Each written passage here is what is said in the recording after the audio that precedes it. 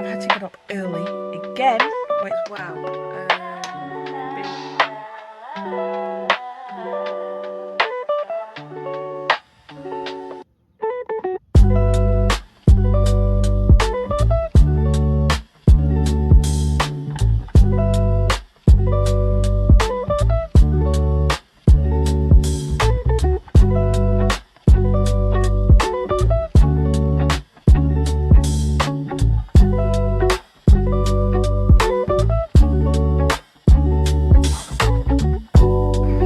Oh guys, I'm having a right time with the wedding at the minute, planning the guest allocation sheet. Some people got payment links to pay for their rooms for the night before and of the wedding, but the totals were coming out different to the copy of the final sheet that we got of the wedding venue. So tomorrow we now have to go through it all with a fine tooth comb and make sure that everything is actually accurate. Got to ring them first thing in the morning to sort it out, so not how I wanted to finish this day off after it's supposed to be my 2.5 days off work now. I am going for the evening walk that I've been doing anytime I can on a Monday and a Wednesday, so that'll be nice to clear my head a little bit, because the closer we are getting to the wedding, the more stressful it's becoming, so I need to prepare my mind for all of it that's to come.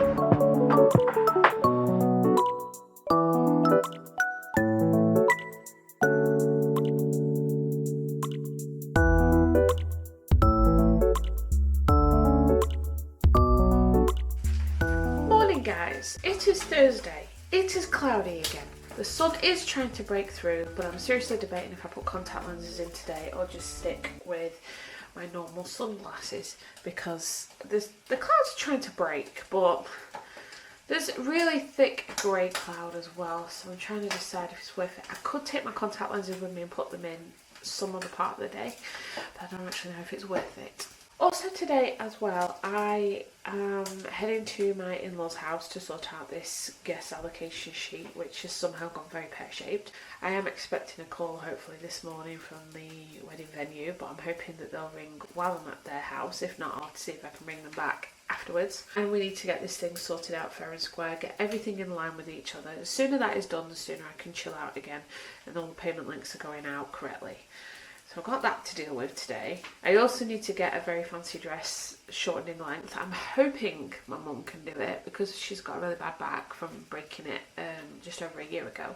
Things are a little bit more difficult for her, so I need to help with that, which is fine because I could do the sewing and she just helps me do it, because I wouldn't even have a clue where to start when it comes to a sewing machine. I haven't used one in so long now that I don't really know how to use one again and have to relearn it. So I have that to do today as well. And then hopefully after all of that, I can go and see my granddad.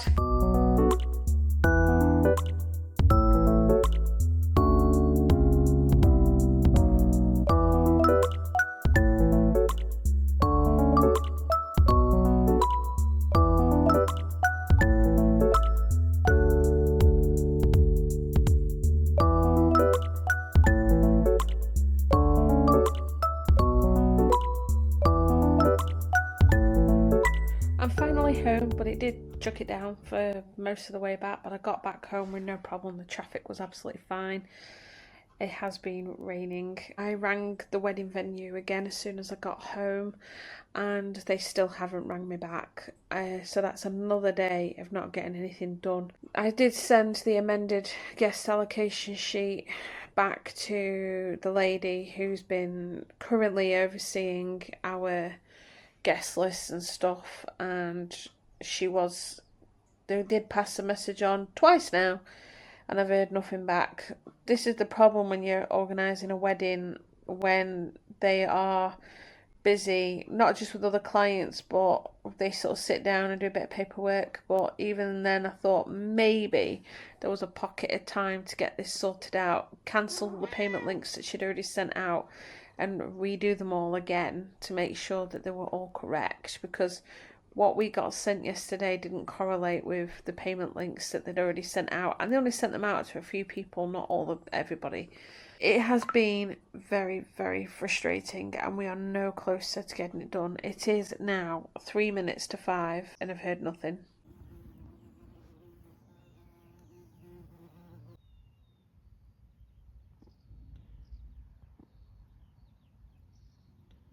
I managed to get to the shop to get the bits I needed. I had a chat with a couple of the staff there because one of them was the guy that freaked out a little bit when I came in with butterscotch a few weeks ago. But other than that, he actually chatted with me about them, which was nice. Can't believe my shopping's come to like 30 quid. But I needed bread, I needed butter, all that jazz. The shop's quite cool in there, okay? Just walked back outside and it's warmer than it is in the shop. It's really, really close. But yeah, I still need to see a thunderstorm. Even though the heat, the warmth, the humidity is there. It's really, really annoying. I would actually be really happy if I got to sit and watch a thunderstorm.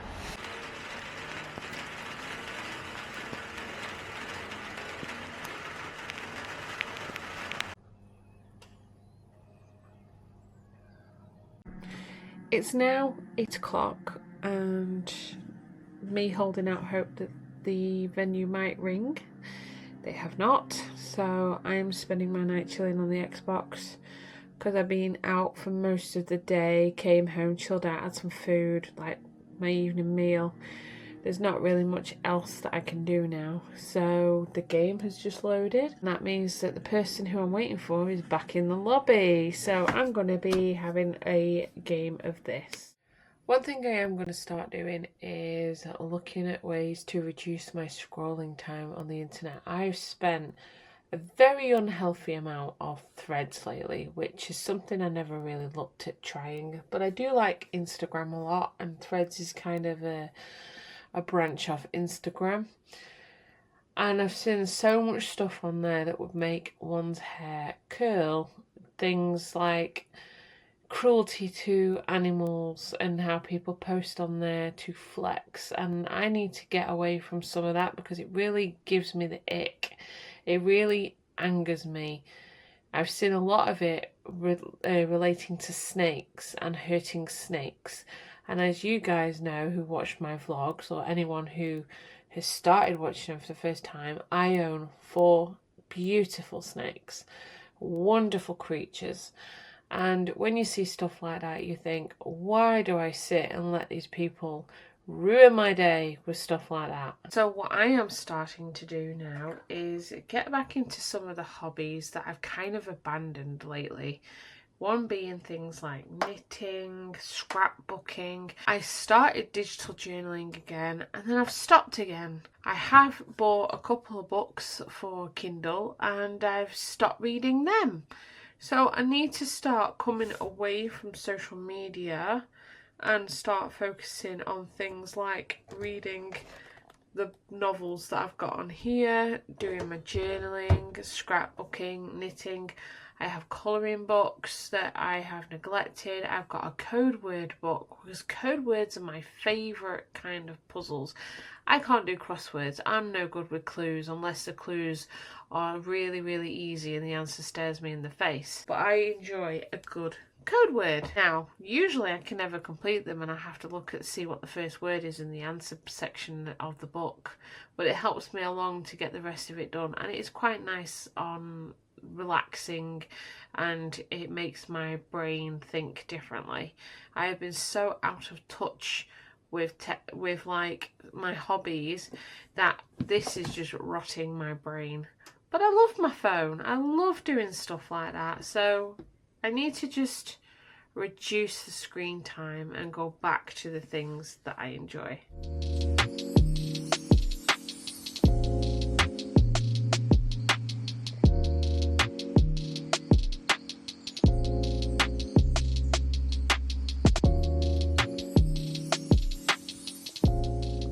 Good morning, guys.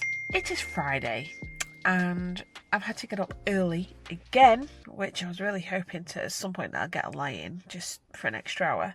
The car has to go into the garage today due to the fact that the steering wheel has a clicking sound when you're turning it. So we think that some sort of ball joint of some description inside the steering column has started to corrode, wear off, whatever. So the car really shouldn't be making this clunking sound. So I don't know if you guys can actually hear this. Whatever that noise is, it shouldn't be making that noise. It's like a a click of the steering wheel.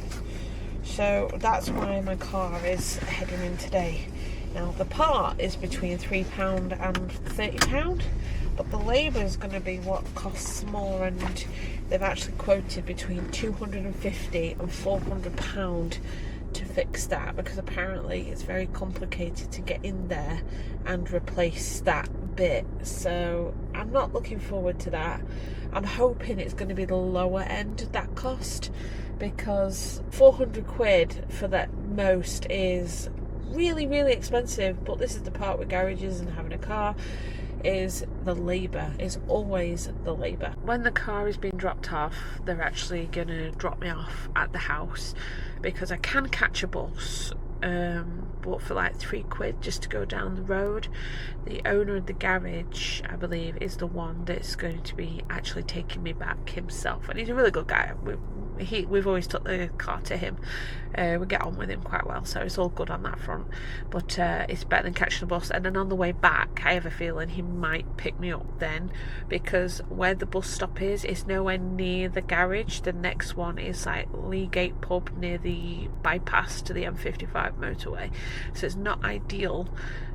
Because the last time I did that, I had to walk mostly down that road with next to no pavement, because the council won't tidy up the pavement because it's overgrown with hedges and nettles and stuff, and you have to climb over it all, and it's really not safe for a pedestrian, especially when they have to cross the road to get to the other side.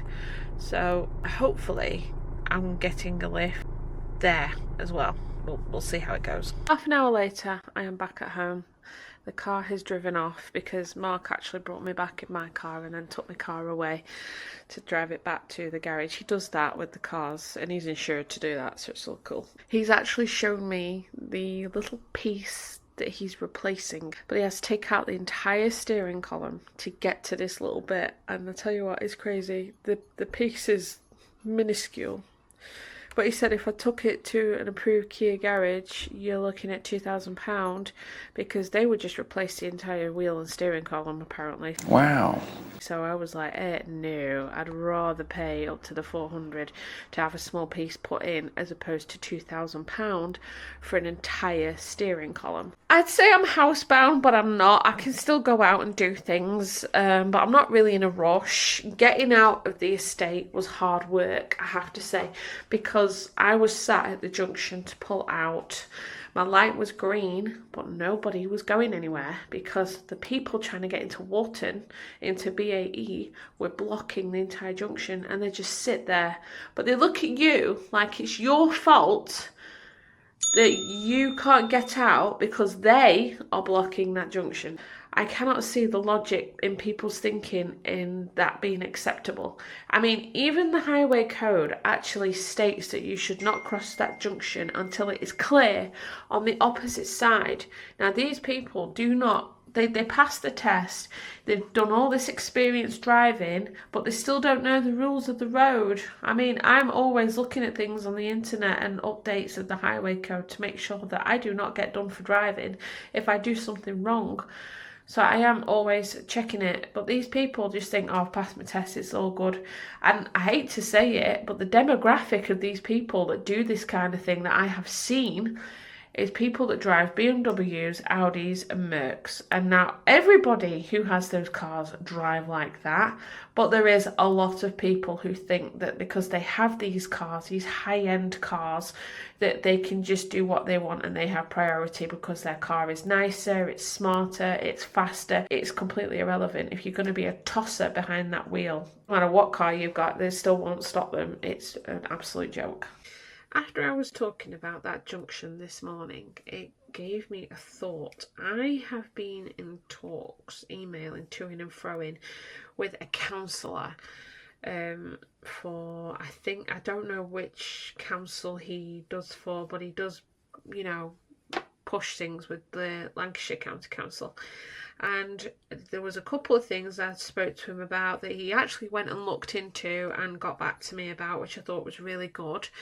I'm not a political person. I don't support any political party or anything, and no one can convince me otherwise. I'm dead set in that. However, If the job gets done, the job gets done. I don't care who deals with the job. So thinking about that junction this morning, I messaged him again, apologised for the email in case he was busy. And I just said to him about applying a box junction to where we couldn't get out from this morning, which is where I live. So trying to get out in front of people who refuse to move. I mean, some people, when they realise they've screwed up and they've sat in that junction when they shouldn't, they actually do let me out first. But I always wave them ahead because they're the ones that are causing the danger, not me. I'm just sat waiting to pull out on a green light, so it is what it is. I mean, a stagecoach bus driver some years ago, I think it was during COVID, actually blocked the junction entirely with his bus, so anyone that was on a green light, which we were sat at, could not get out. And what was his response to us when we were just giving a courtesy beat, can you move forward? That was a bus driver. A stagecoach bus driver giving the finger. How bad is that? I remember that vividly in my head. Something needs to be done about that junction. But while I've been waiting for the venue to bring me back regarding the staff allocation list, I just decided that I'll do some knitting and a bit of cleaning. Apparently there was a wedding yesterday, and that is why I didn't get a call back. I mean, it would have been nice and courteous if we were told there was a wedding yesterday, because I wouldn't have had a need to ring again and expect to deal with this thing today. But nobody gave that information. I don't need the details. All I would have needed to know was there's a wedding today, so the planners might not be available to deal with the situation. Also, as well, been getting flies flying in constantly with having the door open, and Carl thinks it could be the cat's food again.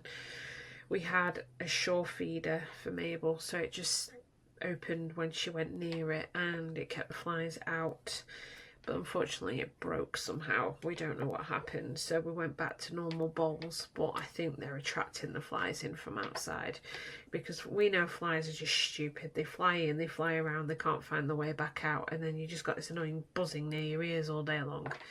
So he has ordered a new shore feeder, and he reckons it'll be here by sometime 5 o'clock today, so that's quite good, quite quick.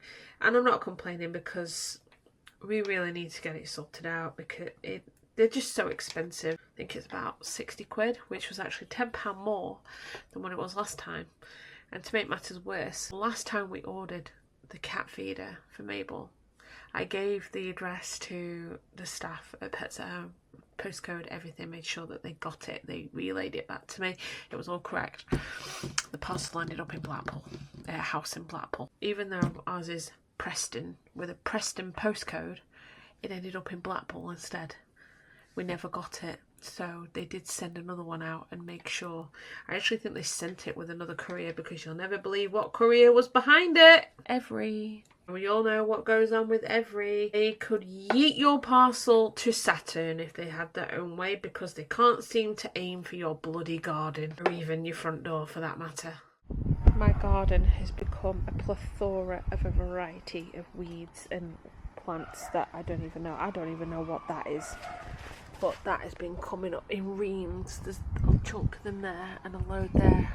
I'm pulling them out because I don't want them there. I've got all these really big bushy weeds as well, so I'm going to yank all those out before I cut the grass, because I don't know what's going on with this garden. So the good news is my car is ready to be picked up, or rather I'm ready to be picked up in my car to go and get it paid and drive my car back, because it's just how they operate, which is fine. Being a passenger in my own car when it's not even car driving, it is just even more weird, but it's cool, it's no problem. And it was at the lower end of the scale for the charge. It's actually only cost me £270 to get that sorted, so I will take that as a win any day, and at least the clunking will stop.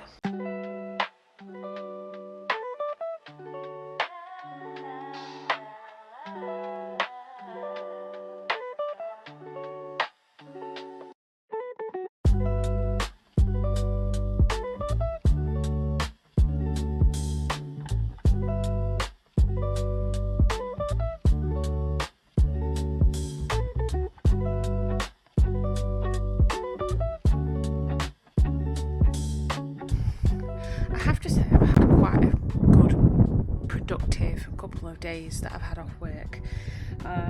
My sunflower has grown really well, as you can see there. It is tilted a little bit, but that's not really a big issue. I'm going to keep it in that pot so it's ready to grow its head, so it's not going to get any bigger. But all my lavender is growing like crazy. I just found 3 really tall stalks in the front garden, just underneath the lavender that I bought from B&Q. So I've repotted that into my empty pots, which is what I was hoping for when I planted them last year. As you can actually see here, this one's already growing a head on it. And then you've got these ones that are still growing, and I know these will get a lot bigger. So what I'm going to do is get the spare pots that I've got, and I'm going to repot each one without trying to damage the roots, because the last thing I need to do is kill them, especially when they've grown as well as they have. So there's some lavender that I found buried under this plant, which is the one I got in B&Q at the beginning of the year, or earlier in the year I should say. And then also have this one here that was really tall, and I knew it was lavender because if I rub it and smell it, it's lavender. These have been growing in here for some time now, so I haven't touched those. I'm hoping they'll get really nice and big. But unfortunately, I have no compost or soil to replant the lavender as I originally planned, so that idea is out the window. And the one annoying thing that I've noticed as well is that my fat balls have disintegrated. So Mabel's shore feeder is finally around, came very quickly. And get this set up for her, and hopefully protect from the flies and stuff, because we really need to stop them from attacking her food all the time. And there it is. I'm hoping it's the actual branded one that we've got, and it comes with a bowl, so that's another bowl in my arsenal of bowls.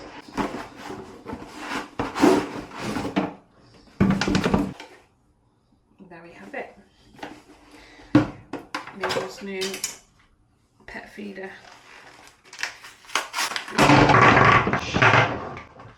Less mess on the floor as well when I'm not breaking it. Just that way, that's fine. I got it because I'm an idiot. It's showing me in there so the batteries don't fall out. And on it goes.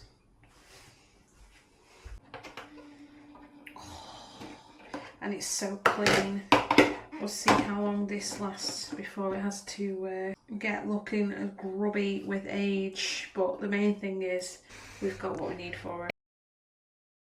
It just rained. The rain that should have happened all day today. It's gone super sunny, but the sun's gone back behind the clouds again, so it might rain a bit more. There is a rainbow trying to appear. Oh, Mario. I had popped to Aldi this afternoon, but I wanted to do a quick there and back job, so I didn't really vlog for that. I didn't hang around, I was in and out. But I did see a first aid kit. I don't have one in my car, so it would actually be very useful to have in my car. So for £5, I bought it, and it's going to be in the boot of my car for those little snags and issues. Perfect. And a post popped up on bloody Facebook, and it was somebody giving away the cutest little pink safe, like a battery operated safe. And I thought, I am getting in on that. She'd only posted it a minute before, so I commented straight away and said I'd take it. And then I said, could I have it please? She said yes. And then seconds later, it's gone. Someone turned up at the door and took it. And I'm like, what the hell? I feel cheated. I have had quite a productive couple of days with some stress tied in there as well. So I am going to end this vlog and hope that the next one will be a little bit less stressful. So if you guys have enjoyed this vlog, I would love it if you hit like, subscribed, leave a comment, much appreciated. And I'll see you all in the next vlog. Until then, goodbye for now.